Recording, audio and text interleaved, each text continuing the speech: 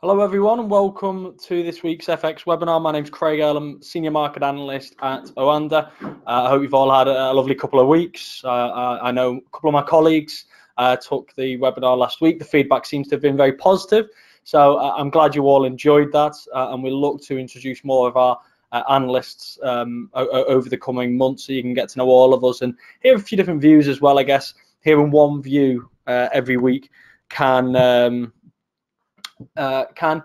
I guess it's just better to hear more. I don't want to get to say tiresome. I don't want to completely abuse myself and abuse my own views, but I think it's always good and healthy to hear multiple views. So I'm glad you all enjoyed that, and like I say, that the feedback was so positive, and it gives us some more scope on what to do in the future as well.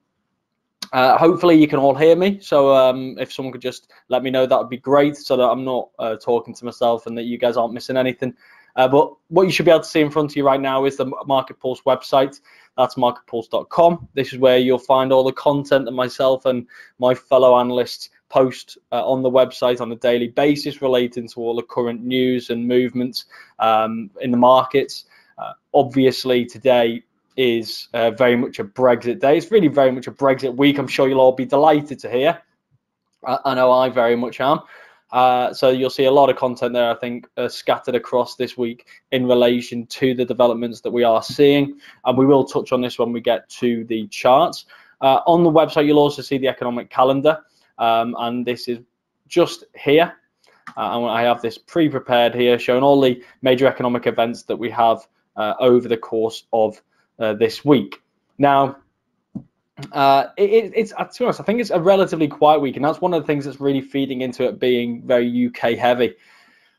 We had US retail sales yesterday. That was a nice little beat there for January. This was a relatively uncertain month when you consider that the government shutdown occurred throughout January, so there's obviously a lot of uncertainty about what kind of how good a month it could have been, how much of a negative impact did that have on the actual data itself. And quite clearly the answer is not very much. So much like a lot of the other data, what we've actually seen is that while there will have been obviously people who will have found the shutdown very difficult, particularly those furloughed and their families, the actual economic impacts, the wider economic impacts, were minimal, and this is I guess will come as a relief to many.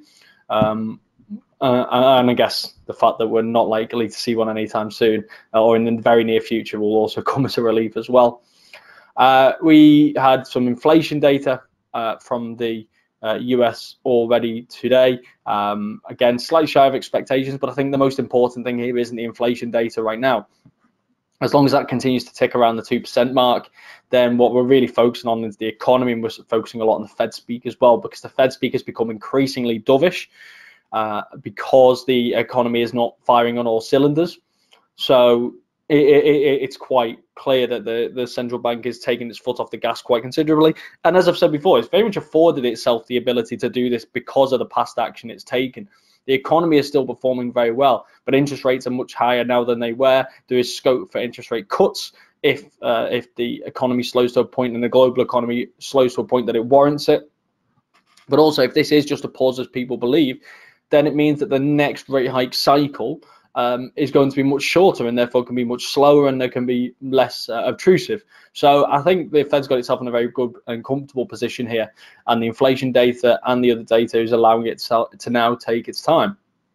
I will come back to the UK parliamentary Brexit vote very shortly once we've covered all the other things here as well. So we've got durable goods orders, which, as I've said in previous webinars, I think this is a very underrated piece of data because it does cover, in my view, both near-term and longer-term expectations. It covers companies, how they're doing currently, how their current health is, but also when you're talking about goods like these, things are expected to last longer than 3 years, machinery, computers, IT upgrades, etc. These are big investments in the future, so it's not just a reflection of how the company's doing now, but it's also a reflection of the outlook as well. So I think this is a very underrated piece of data. ordinarily. I tend to strip out transportation because things like jumbo jets orders can have a sizable impact on the month-to-month data. But I certainly think this one is one that can often be underrated in many ways. Later in the week, again, it does get very quiet. I'm looking at a few of these pieces of data. Obviously, things like retail sales and industrial production in China is going to be very closely monitored, especially given the impact that we've seen on the data recently there. The impact of the trade war with the US, which is hopefully taking steps towards being towards an agreement. But at the moment, we are seeing that impact now on the actual data. And then finally, on Friday, we've got Bank of Japan in the early hours UK time, late on Thursday if you're in the US, and obviously later in the day if you are over in the APAC region. No change expected here. I mean, this is very much all the same. I do think at some point we are going to see a slight change, a slight tweak to the policy making, to the policy position. But I think it's going to be the slightest of tweaks, be it a slight change to the range at which they will accept 10-year yields at, or a slight adjustment maybe to the quantitative easing program on how what makes up the basket of goods that they can purchase, things like that. I do think we are probably going to see a tweak at some point, but I mean, I don't think there's any rush for them to do so right now, and we're not seeing any urgency on their part. And at a time when central banks are really winding it back, I wouldn't expect to see anything quite yet. And then obviously we've got CPI data for the Eurozone, and again, as we've already seen this week, we're not expecting any drastic changes. Last week, we're not expecting any drastic changes here on this front. The ECB very much winding back again its expectations from what it was setting out at the back end of last year. We knew that this was coming, really. The data hasn't been very good. Italy is in recession. Germany's not just avoided joining it. The global economy again has been weaker, and we just knew it was a case of waiting for the economic projections for the ECB to base their judgments on. So none of this really came as a surprise. Maybe the significance of just how dovish they became did catch some people off guard, but broadly speaking, I think we are now very much in line with where the central banks are. On that, we're looking at this euro-dollar chart here, and it's hard to be too bearish, but it's difficult to be bullish near term as well. I do think we are really just leveling out here, and the trend continues to gradually slow, but we're not seeing much evidence of upside or downside really. We did see this latest swing low. We saw the upward consolidation into that 50-61.8 fib zone, into the higher part of this rising wedge. We did eventually break that right towards the peak and headed back to the lows. But again, we've barely broken the lows and we're already cutting higher again. If we look at the momentum indicators as well below, we're not exactly seeing big momentum being gained on the back of this. So despite the fact that we are through that kind of 113 region, I'm still not overly bearish, if I'm quite honest. I'm looking at the broader trend here, and it is just seemed to be slowing. So I'd say we've still got some momentum with the bears, but I just don't think there's an enormous amount. There's nothing that's making me particularly bearish right now, if I'm honest. And I think we've kind of got this kind of falling channel. So potentially, if we're looking for potential bullish signals, this is the type of thing which I will be keeping a close eye on, because we've kind of got this slightly falling channel now. Again, momentum not really with the move. If we start to see a break through these kind of 114s again, through the top of this channel, that could be a potentially bullish signal into these kind of 115 areas. But at the back, that being said, there's no reason why we couldn't rotate lower and just continue to drift lower in the near term, losing momentum along the way, potentially signaling more of a bullish breakout later on down the line. But as with all these things, it's a case of when, not if. And right now, the downtrend still exists. So we can't just ignore that just because momentum is slipping out the move each and every time. That brings us to the pound, and it brings us back to Brexit. Now, I will stress that there is now currently, while this webinar is underway, a speech in Parliament from Geoffrey Cox, the Attorney General, giving his legal view on the revised legal language and the legal additions to the withdrawal agreement relating to the backstop. We're hearing from Theresa May as well at some point. And the reports that we had earlier is that despite the additional assurances and despite the extra documentation, the extra insistence that this is temporary and that the UK can undergo certain methods in order to claim that the EU is using this unfairly to trap the UK in a backstop or to gain leverage on future trade negotiations. Despite all these efforts to provide these assurances on the temporary nature, the report suggests that Cox's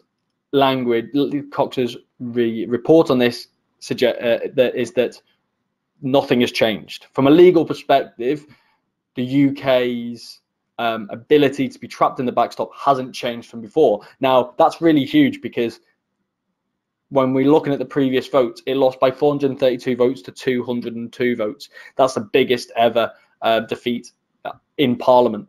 Now, to overcome that, you would think would have needed Geoffrey Cox to come out and say the new legal assurances, legally binding assurances, provide the UK with the ability to leave the backstop unilaterally in the event that it feels like things are not progressing, or, as I said earlier, it's being used as a tool or otherwise.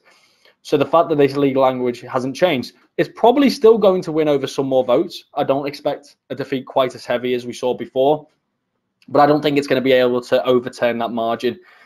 I don't think it's a huge surprise. Anyone who's followed this process, the idea that this was not the solution here was not going to come a minute to midnight, I always thought was unlikely. And at times I've been surprised that a big major step has appeared, and then something happens to take another big step backwards,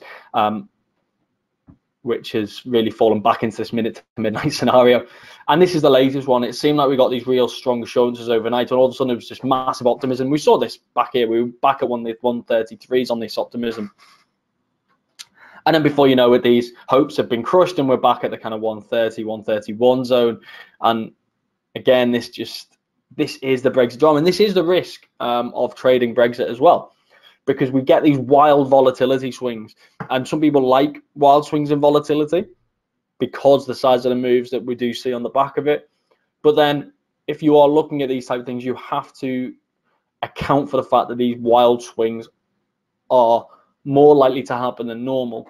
And then while it can positively impact your trade, it can negatively impact it as well. So you always need to be aware of what it is that you're effectively getting yourself in for. Where this leaves us with regards to the situation is we're going to, at this time of speaking, and these things do change day to day. Theresa May is probably briefing Parliament now on a delay to the vote, who knows. But at the time of speaking, we're going to have a vote later on in the day. There is calls for it to be delayed by another 24 hours so that the legal teams can continue to go over the documentation and provide their view on it, and rather than rush it, which I do think is actually quite sensible. But I also don't think it's accidental from Theresa May that she's not giving them much time. I think she very much hopes that a lack of time could work in her favour. Again, naughty political tricks, which people have become very frustrated with in this entire process. But at the moment, this moment in time, there is going to be a vote later on today in Parliament. I personally believe that that's going to be defeated, and probably quite heavily, not as heavily as before, which is going to push this, as I've said previously, back to the end of the month. Then I think the vote tomorrow on the no deal is going to be defeated because there just isn't appetite in Parliament for no deal. And that brings us to Thursday, the vote on the extension of Article 50. I think this will probably win. And what this does, though, and this is what we need to be aware of, that doesn't guarantee an extension of Article 50. And that extension of Article 50 has to be agreed by the EU. So this leaves Theresa May going cap in hand to Brussels, asking for an extension to Article 50. Now, the question is, what will the EU do there? There's an EU summit next week, the 21st and the 22nd of March. And I think this was always going to be the big day with regards to this, this entire process. And there's what the EU could do, which is offer the extension and continue these discussions and try and come to an amicable solution. But that's not worked so far. So why are we suddenly going to believe that that an extension is going to change that? And I think that's very much going to be the view of the EU. So the other alternative is that the EU offers an 18-month or a 2-year delay, which is what's been touted a lot in the headlines recently, to again work towards a longer term solution. It takes them past the European elections. It means the UK will have to obviously have an MEP and vote in much the same way as it would. This is very much not going to be palatable for the Brexiteers in the party. A 2-year delay in their eyes will cause more frustration. It'll increase the possibility of a second referendum and increase the possibility that the result of the 2016 referendum will effectively be overturned. They do not want this to happen. So I don't think there's going to be appetite for that in the UK Parliament. And I think that feeds into the thinking of the EU as well, this possibility that the UK could actually ultimately not leave. So that leaves a third option. And for me, this is probably the more likely, especially if I'm thinking, if I'm on the EU side, what would I do in this situation?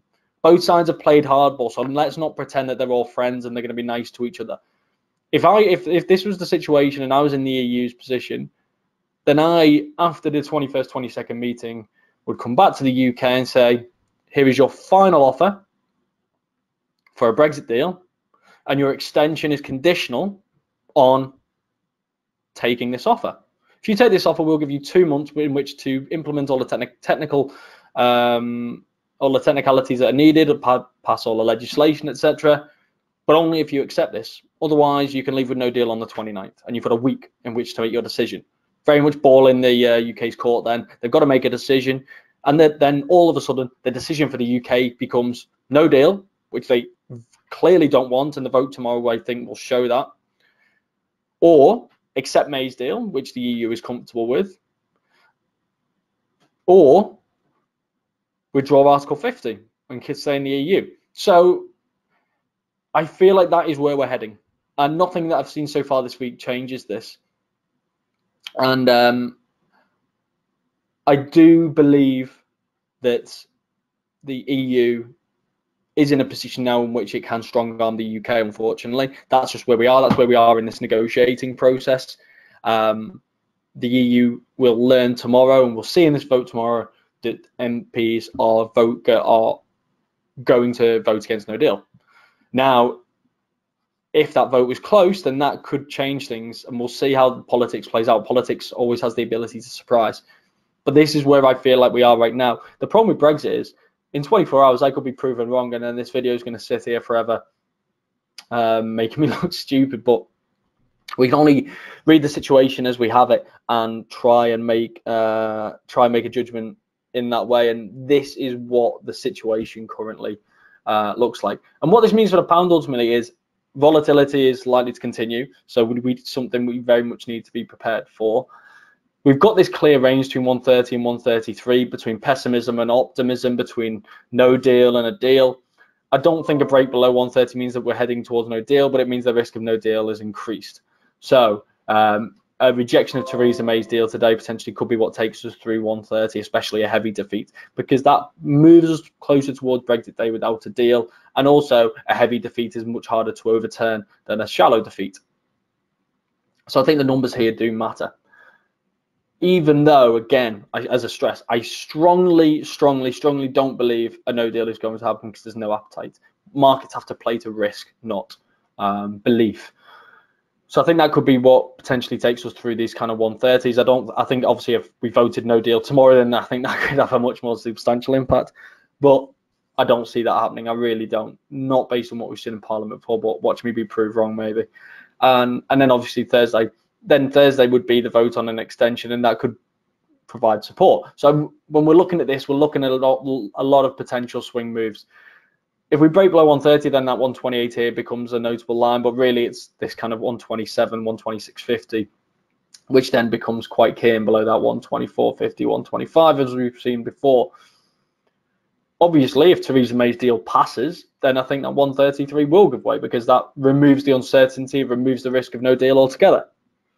So I think that 133 could very well give way, and even 136, I think that would be a real big lift for the pound. That, I mean, this is 2.5 years of uncertainty. that could be removed if that deal passed today. I don't think it will. But what could also break 133 potentially is if the numbers are much closer. So rather than losing by 230 votes, if Theresa May loses by 50 votes, which means she only has to overturn 26 later in the month when faced with a much more difficult choice from the EU, then this looks an awful lot easier to overturn. So that kind of margin, or even less than 100, could be enough to see us through 133. Now, I'm not giving you specific numbers. I'm literally picking numbers out off the top of my head. The point I'm trying to make here is the scale of the margin of difference between those voting for and against the deal could be enough to take us through 133 here or below 130 here. And therefore, I do not think our volatility is done for the day. And look at the day's volatility. We've got 300 points here already. And I think that could widen before the day is out. So at least it's going to be exciting, but very much with excitement, I guess, comes challenges.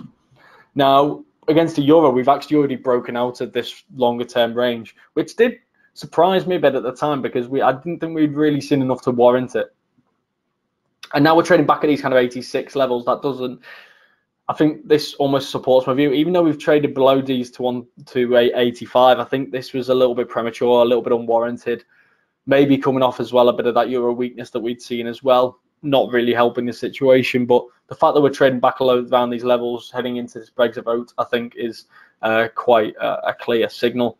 And again, whether we go back through 87 or back below 85 could very well depend on the margin of error in today's vote, assuming it goes ahead and it's not been cancelled while I've been talking, or it's not been pushed back, or so on and so forth.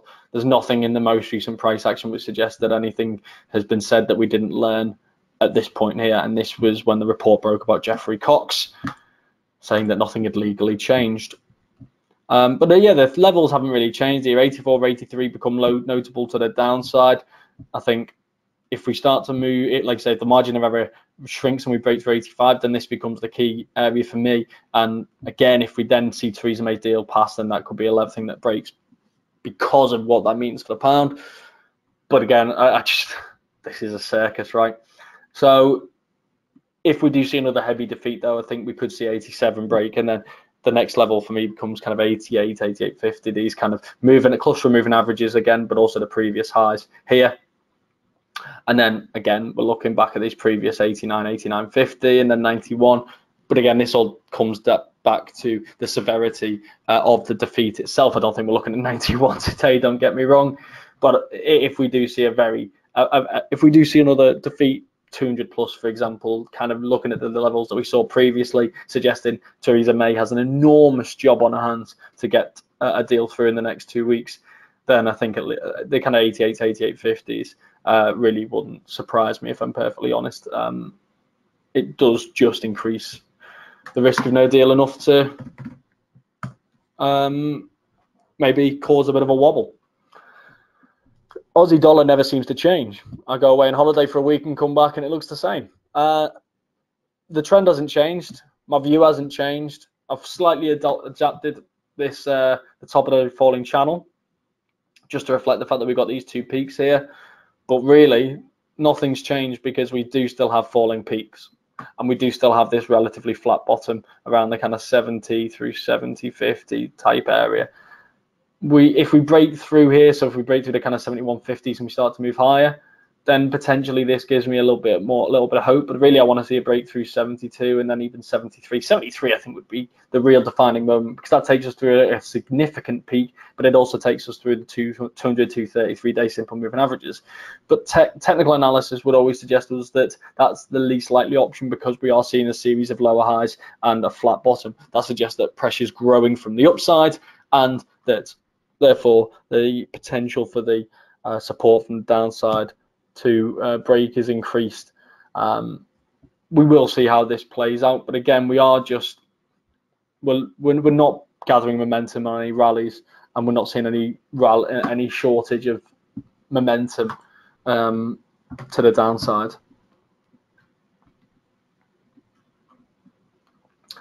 Dollar CAD, we saw a breakthrough the 133s last week. So what that means is we effectively saw a break of this kind of inverse head and shoulders that we built up on. I've been saying for so long, I would love this to break below this kind of rising channel, and we could finally see this. And through the 200, 233, and we could see this like almost like long built up move to the downside, because we've seen such a long gradual uptrend. So a break to the downside is always, I think a breakout when you've seen a long trend form is always more interesting, right? But instead we've seen a break to the 133, so it looks like we're gonna have to put up with some more upside yet. Now this is an interesting inverse head and shoulders, because one, it's slightly slanted, which makes it imperfect, but two, the shoulders are not too different to the size of the head. So we've got a kind of shoulder here where it's the side where it's what 133.20 back through 131. So we're looking at around 200 to 220 pips in size for the shoulders. So this gives us our possible price projection of around 135 through 135.50 kind of area. And the more aggressive possible price projection, again, this is textbook, this is not my personal view, as per the disclaimer at the start, 130.70 through 133.60. So you're looking at around close to 300 pips. So again, not too different, but from here that takes to around 136.20. So we're this takes us really effectively back towards the top end of this this kind of trading range, and that's kind of playing out as you would expect. Currently, we've seen a nice strong rally off the lows here from last week. We're seeing some consolidation at the moment, but this still looks bullish in the near term. This kind of consolidation on the 4 hour, I imagine this looks something like a falling wedge, which is a bullish pattern. If you're going to draw on here, it looks something like this.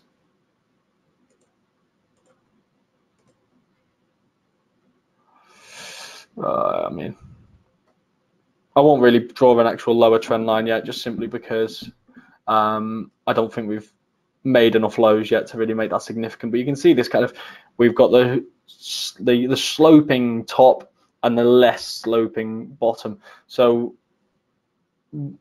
this is the kind of makeup of a falling wedge, and falling wedge in a rising trend is typically a bullish pattern, and we're just waiting for the break above. So in the near term, this continues to look bullish, and that's the important thing. We kind of rotated off the 61.8 fib level and the 200 233. So there's nothing, we've not had a bearish signal at all, and this now looks bullish back towards, potentially back towards the top of this kind of range. Again, that can change. I mean, we'll see how this plays out, but that's what the chart's telling us right now. At least that's what it's telling me. I should stress these are my views, not yours or anyone else's. Sterling CAD, again, much like any sterling pair, is extremely volatile. We are seeing a lot of whipsaw action. I've got this kind of like internal trend line on here. I don't really use them that much, but I just noticed that it does just seem to we do seem to kind of follow, and it's not specific. Man, I think that's one thing I wanted to stress here. It's not very clear cut, but you can just see throughout, if you look around this kind of rising trend line, throughout the time we've traded around it, we do seem to see a lot of support and resistance forming around it. You can see here resistance, you can see here support. We break through here, you can see resistance here, here, and we kind of run into resistance once again around those kind of levels, around the kind of 177, 178. And this kind of coincides with previous resistance as well. Again, this for me today just purely depends on this Brexit vote and how it goes. In terms of further resistance above here, I'm looking at around the kind of 180 rate, 180 levels, prior resistance, but also a big psychological number as well. And then we're looking around these kind of 184s maybe. But again, it's ultimately down to the vote here. Again, we're in this kind of rising, slow, gradual, almost painful rising trend here. And this very much has the potential to gather strong momentum in the coming weeks, depending on how this Brexit pans out. And for me, I'm still positive. I'm still bullish. I still think that Theresa May's deal gets over the line, and it just happens at a minute to midnight. And midnight is the end of the month, so it's a waiting game for me. I do think we will see a positive outcome, but with that comes obviously significant risk, because we are seeing these wild swings and we are seeing these wild moves, and as the view changes, the chart will reflect it. But I do think that view is generally shared by traders. So while we have seen this volatile swings, it is gradually becoming more bullish. And I do think that is a reflection of the fact that the perceived risk of no deal is diminishing week by week. Cuba Dollar, again, nothing's changed since I last did a webinar a couple of weeks ago. We continue to consolidate. We're continuing to see gradual higher lows. We're continuing to see gradual lower highs. This doesn't really give us any basis for direction, so therefore it's really hard to make a significant judgment on this. We had this kind of speculative rising trend line on here. We've slightly broken below. That really doesn't mean too much to me. I'd say, if anything, near term, I would be more bullish than bearish. And the only reason for that is the fact that we're holding above the 200, 233-day simple moving averages. And we've held on here on a couple of occasions. But I'm talking marginally more bullish than bearish, more so than anything else. I'd want to see a break of 169, even 170 before I become significantly so. But at the moment, I'd say this looks slightly more bullish than bearish. But it's a waiting game, really. Dollar yen, same applies here. We've broken through on price. We're gradually rising, but we're not seeing any significant shifts. The lagging line, we're still waiting for that to break through. If the lagging line breaks through, then potentially that could be a more bullish signal. We ran into resistance around 112, which is prior support. This kind of 111.50, 112 area is where we've run into this kind of resistance. If we break through this rising channel, and potentially that could be a bearish signal, but I think we'd have to see quite a sharp drop for the lagging line now not to pass through the Ichimoku cloud in much the same way that price did, really kind of waltzing through rather than breaking through in the next week or so. We'd have to see a lot of downside move, but maybe a breakthrough the rising channel can bring that. We'll have to wait and see. I think if we do rotate higher off here and we start to continue to gradually climb, then that could see the lagging line pierce through these levels a little bit early and give it that little bit of extra oomph, give it that little extra kick, extra bit of confidence, you could even say. And then a break to these kind of 112s, and then we're looking back towards the kind of top end of these kind of trading ranges around these kind of 114 levels being the next major resistance levels. Sterling yen, ultimately, like any sterling pair, without wanting to repeat myself, is very Brexit dependent. I was in the OANDA Brexit chat on Twitter yesterday, which I appreciate getting anyone on here who did join that, where we were answering questions. Well, I was answering questions about the Brexit situation and where we are and where we could be going, etc. And a question I got quite a lot was, what currency pair should we be watching? Or what's going to be the most reactive against the pound in relation to this? And it's always difficult to say, because the problem with Brexit is, unlike a US issue, for example, is it's very much seen as a domestic issue. And what that means is that if no deal Brexit unfolds, it's not clear that we will see necessarily safe haven flows like we would if this was a more US domestic issue, because the US economy has greater implications for the global economy than the UK does. So we won't necessarily see a strong yen on the back of this. That doesn't mean we won't, but I've not really seen any evidence that would suggest that we will yet. The only thing we've really seen is that because a positive Brexit outcome is positive for the euro and the pound, and a negative Brexit outcome is negative for the euro and the pound, more so the pound than the euro, that we've probably seen lesser impact on the euro sterling pair compared to others. That said, I do think really when we're looking at these, we've just got to look at how the other currencies trading on the day. So if we are seeing a strong market, a strong risk aversion day generally, and we start to look like more like no deal, and we start heading that way, then obviously a stronger yen on the back of risk averse markets and a weaker pound, then we could see a strong move lower in this pair, and that we could see a stronger move than we may see elsewhere. But broadly speaking, I think it's all a pound game here. And again, positive Brexit outcome, then we're looking at these levels here around these kind of 148 through 150, 148, 150. You've seen a lot of resistance here now over the course of nearly the last year. And if we do see a positive Brexit outcome, then this is the kind of level which, if we break here, then that could give us a real big kick higher, and almost exacerbate the move, because that's such a strong resistance area, this kind of 150 level. Big psychological shift as well.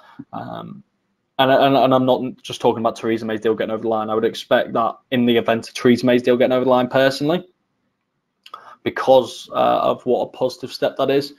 But again, as I said earlier, scale of the vote will have a large part to play. Below here, 142.50, this kind of 144 region, support and resistance all along this way here, or a lot of the time, I should say. And we've also got this rising trend line. So if we break through here, then that could give us some scope for some more downside. But I do, like I say, a massive defeat, for example, could be the trigger for that. We'll have to wait and see. Finally, Euro Yen.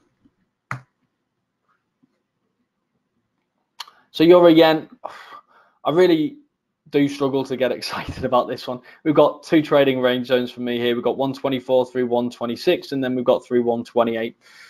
We've gone back into the 124, 126 zone, and we're currently finding resistance around there. So we're not, this looks as though we're looking at a kind of consolidatory area around here. If we do break below 124, then potentially that could be see it as a head and shoulders, because we have got the lows here from that flash crash, and we have been gradually rising on the back of that. So you could look at this as a potential head and shoulders here if we do continue to find resistance around 126 and we see a break of these kind of 124s. It's not the most clear cut for me, so I'm not sure I'd necessarily treat it in the same way, and I do think there's potential support here around these kind of 124 and then 123.50 kind of area, and a break of that, then yeah, it starts to look more bearish. But I don't think it's as clear cut as other head and shoulders can sometimes appear. For me, this is just a range-bound pair at this moment in time. It's two negative currencies facing off against each other, more so than a big, nice technical setup that I typically like to see. Okay, I think that's pretty much it for today. No questions, so we'll wrap things up here. Thank you very much for joining us. Hopefully this video is still good over the next 24 hours, depending on how this Brexit situation does turn out. But you will be able to find it if you do want to look back on the YouTube channel on MarketPulse, and I will tweet it out as well. If you've got any questions, you can reach out to me on Twitter. It's Craig_Forex. So you can reach out to me there and ask any questions. I'm always happy to reply. And also do tune into our podcast as well. We've got OANDA Market Insights, which is released every Friday, looking at the week ahead, and also OANDA Market Beat, which is released around the middle of the week. That's my colleague in Toronto, Alfonso, who you'll remember from the webinar last week. But apart from that, I wish you all the very best luck with your trading, and I'll hopefully catch you again next week. Thank you very much.